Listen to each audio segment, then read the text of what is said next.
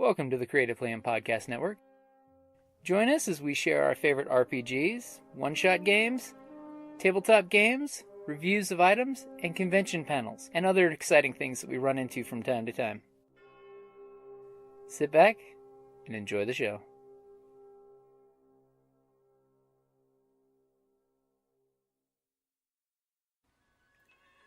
Hi, this is Kellie, aka Trixie from Ragnarok and Roll, a Scion to Ragnarok story, and Tilda Wimblewick from D&D Journey of the 5th Edition. First off, I would just like to say thank you to everyone for listening to our varied adventures, as well as for rating us on iTunes and RPGpodcast.com.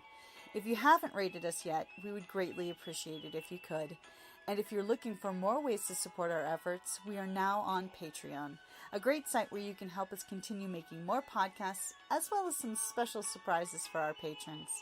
If you can, please look us up at www.patreon.com/cppn. Every little bit helps. And again, thank you for listening. So, Evie. Yes, sir. For RPGaDay2018, how about you lead us off with the first question for today, which is for the 9th. How has a game surprised you? Ooh. How has a game surprised me? Uh-huh. In the RPG decisions.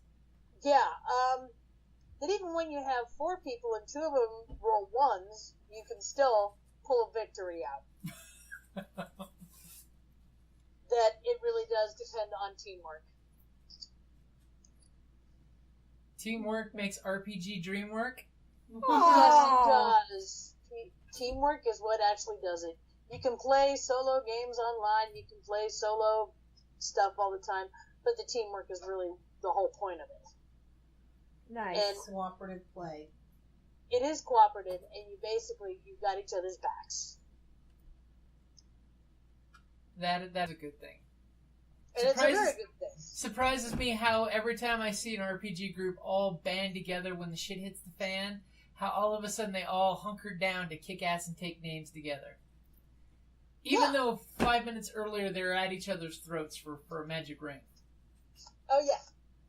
And even though you have a rogue that has stolen a bag of holding and didn't even tell her partners, him, Surprise!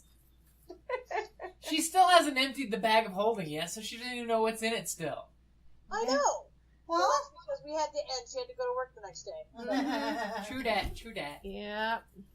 Okay, so Kellie, I'll pick you next. oh, hold on. So, August the 9th. How has a game surprised you?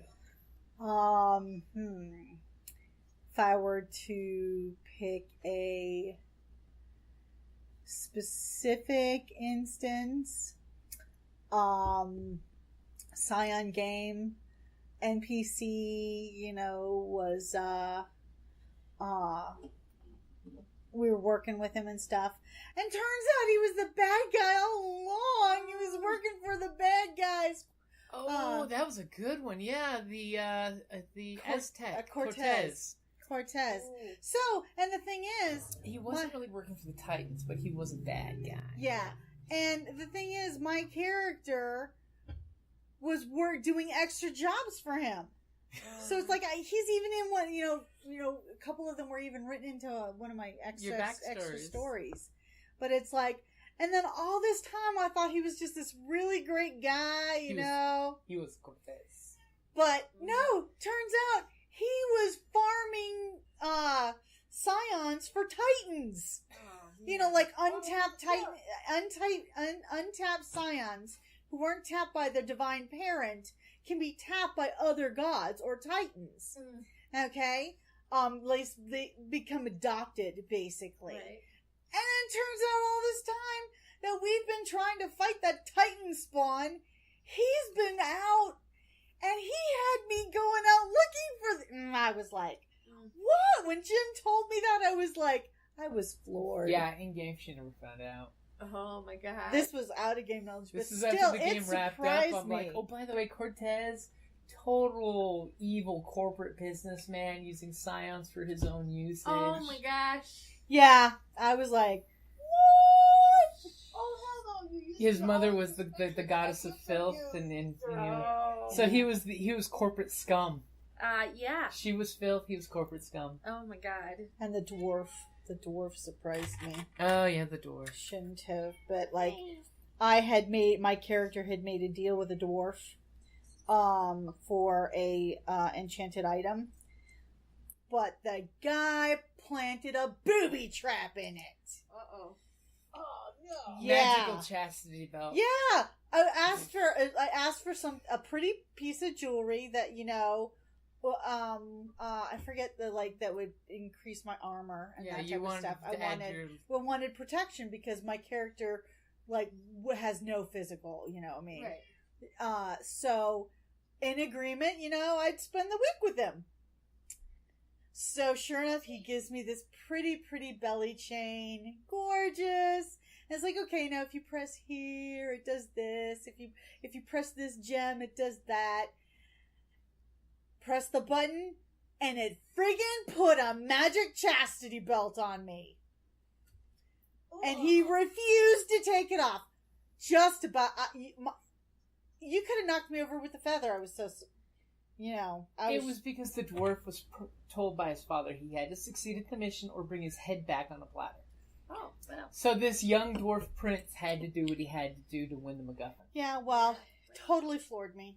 That would shock me too. On the plus side, the MacGuffin caused the dwarf to get hit by a meteorite, so... Oh, well, there's that. So, Sandy, when has a game surprised you? I think it was more like I surprised the game. Yeah. If you're talking on the Viking River cruise, yes. She pretty much shocked the hell out of every single player. Kellie was losing her shit. Trevor was laughing a giggle fit under the table. Because his grandmother was going psychotic. No, he just wanted me to use my brain. Yes, and one of her two boy toys was getting too clingy. Yes.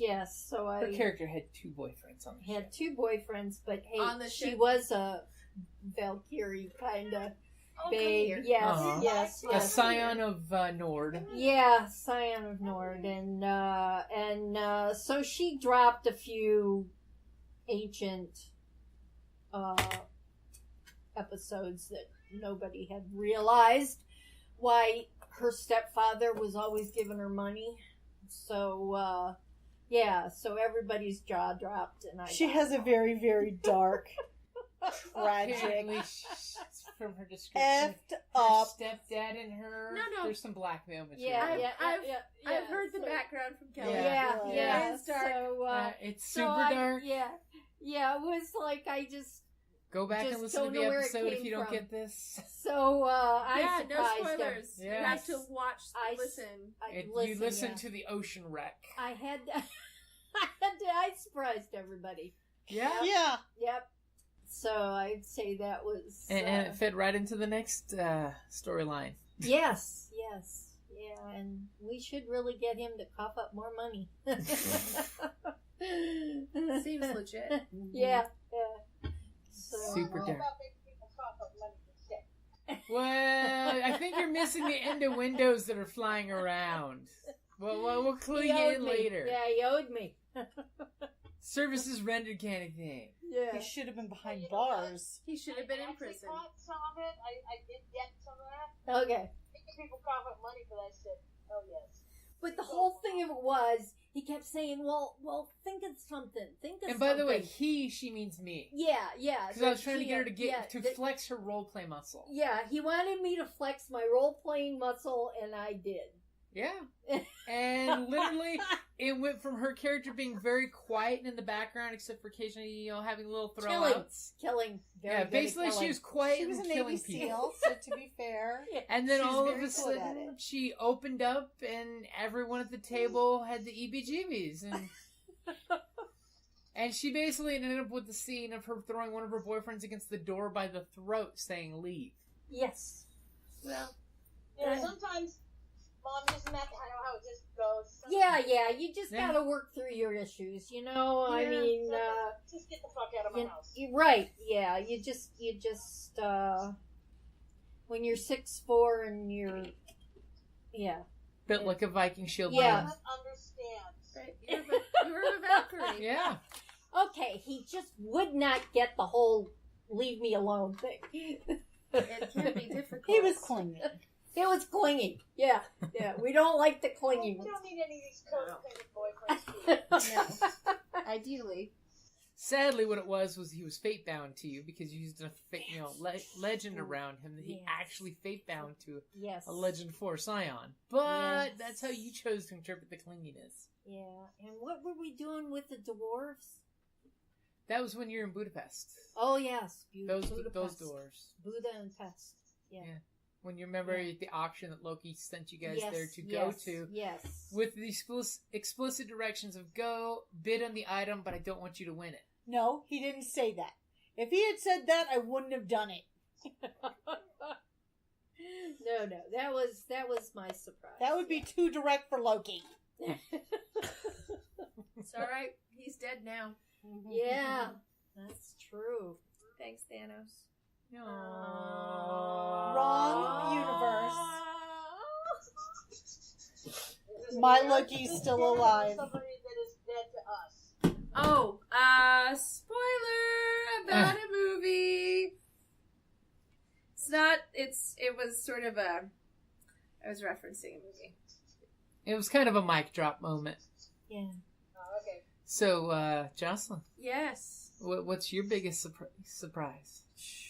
There have been so many. So many great games. I think one of my biggest surprises was as a GM, and I had set up this dungeon that I thought would be really easy, or at least I thought one section of it was going to be really easy, that my players just had to get through some simple locks, and somehow they all kept I've heard about this one. rolling critical fails at the worst time. So I had to roll with the dice, as it were, and it got worse and worse and worse, and I accidentally had to cut off one of the player's hands.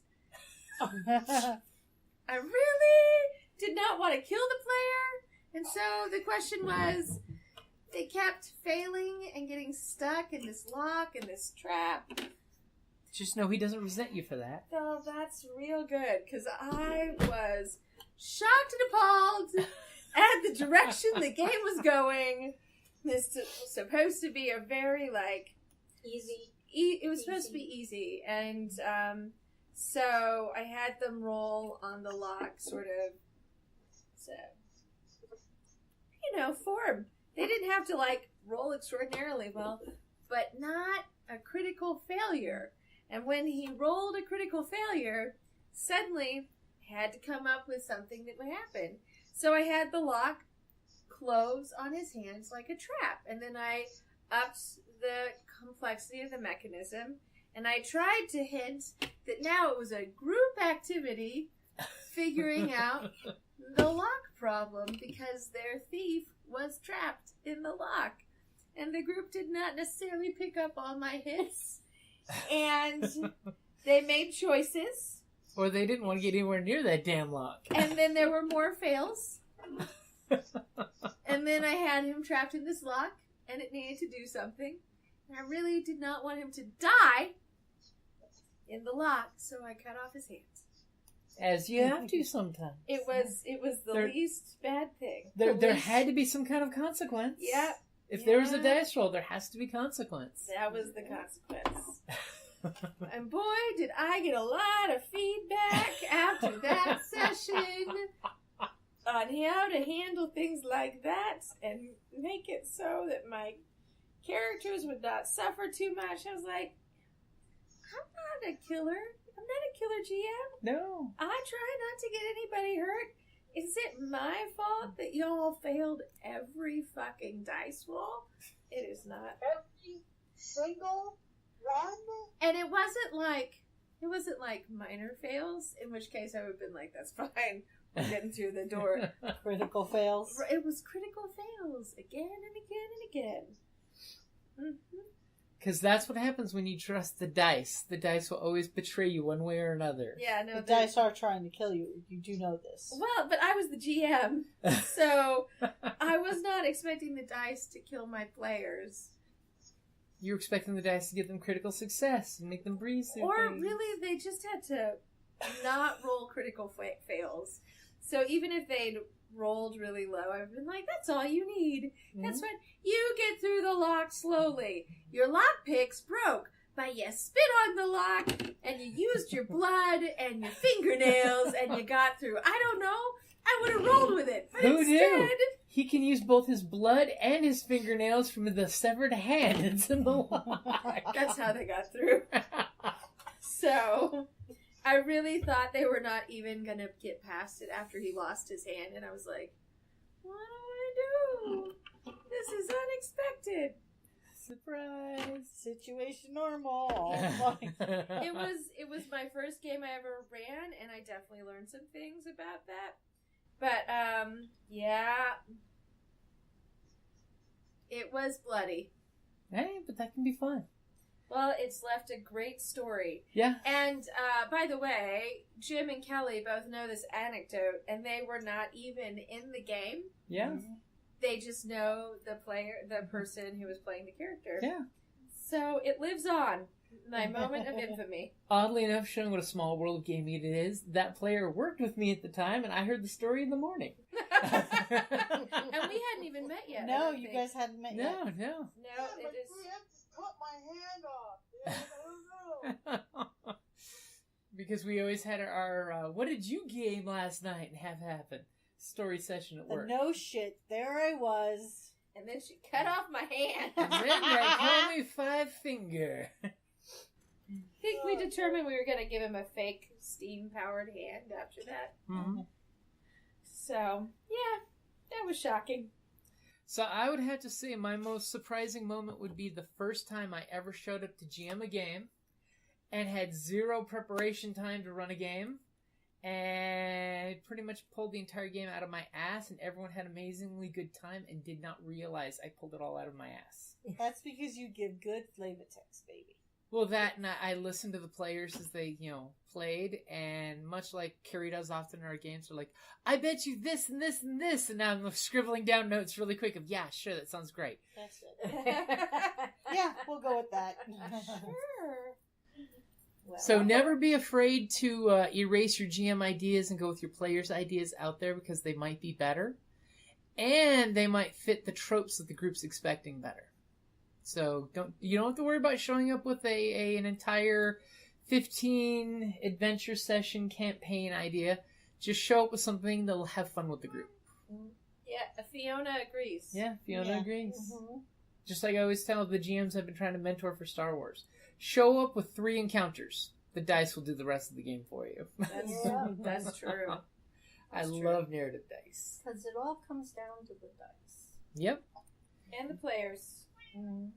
And the cats. And the Oh, cats. Fiona's coming over to say hi. Yes. Hi, little girl. Having the cats. It's very important, gaming with cats. Are you kidding? We still have to play The Secret Life of Cats. Yes! Oh my god, I still want to play that. Zoe keeps reminding me that we got to play that We when have to do that. she's back in town. The Which- Secret Life of Cats. It's a Fate system game. It's a bit of a more advanced RPG. But the concept is that you're playing cats, and cats are actually magical creatures. They have different schools of magic. And we protect our burdens, who are our humans, from magical Because attacks. there's evil things. Think The Secret of Nim, but in reverse, that the rats and things are evil. Okay. And the cats are good. But why have we not been playing that? Well, it's the Fate system, so it uses funny dice compared to what you're used to. And it's a little less character sheety and more aspecty. Once you get a little more experience, we will show you the Fate system. It's a great system, but it's good to have some gaming under your belt first. Yep. It's Come there, we're doing one, okay? okay. Okay. And it's one of those two that you create aspects on the table, and it might be a little more difficult for you to keep track of what's on the table and play. But the Fate system is, Sexy. huh? Aspects are sexy. Aspects are super sexy. Because you could have an aspect as a cat saying "sexy as shit" could be your aspect. That's Fiona's aspect right Yeah, now. that's what she's playing. It's a super easy system, but it's a complex system. So that covers August the 9th. How has a game surprised you? So many ways. So many ways. Like a cat. Full of surprises. Down in the depths of the mountain, we dwarves spend our time forging powerful weapons, mining precious gems and metals, and feasting like kings. But after a day of digging for the next Arkenstone, this dwarf likes to come home to a package full of loot. Dungeon Crate is a monthly subscription box service forged specifically for RPG and tabletop gamers. Miniatures, dice, tokens, coins, maps, modules, terrain pieces, handcrafted items, RPG jewelry, and more are yours for only a few gold per month. You even get a digital crate along with a physical one as an added bonus. So are you brave enough to reward yourself with a Dungeon Crate? By Morden's beard, I hope so. DungeonCrate.com. Let the adventure begin.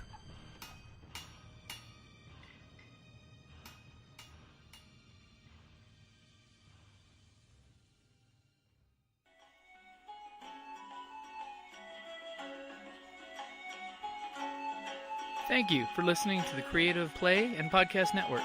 And feel free to enjoy our other shows, such as D&D Journey of the 5th Edition and Scion Ragnarok and Roll, a Scion hero to Ragnarok story. Thank you for listening.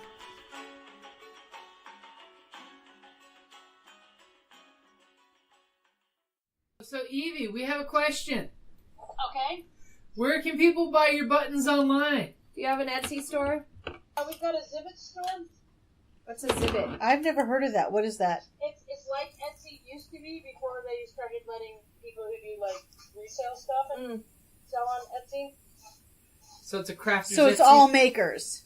It's all maker stuff. It's stuff like that. Have you guys considered Artfire? What? Artfire is like Etsy before Etsy became more commercial too. I don't know.